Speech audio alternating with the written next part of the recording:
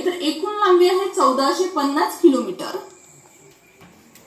या गोदावरी नदीची एकूण लांबी आहे 1450 किलोमीटर आणि आपल्या महाराष्ट्रामध्ये ही नदी किती किलोमीटर वाहते तर 668 किलोमीटर ही महाराष्ट्रामध्ये वाहते। हे सुद्धा महत्त्वाचं आहे, लक्षात ठेवायचं आहे।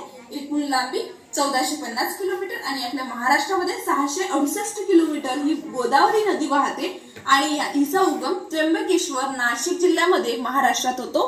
तुम्ही लक्षात ठेवा एवढं, ठीक आहे। नंतरची नदी बघूया भीमा नदी।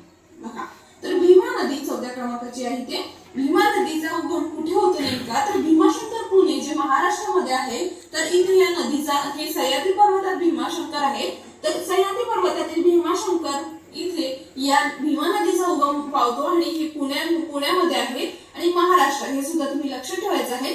त्याचबरोबर या भीमा नदीची एकूण लांबी किती आहे तर या भीमा नदीची एकूण लांबी आहे 860 किलोमीटर आणि महाराष्ट्रात ही नदी किती किलोमीटर वाहते किंवा महाराष्ट्रातील नदीची लांबी किती आहे हे सुद्धा आपल्याला माहित असायला हवं।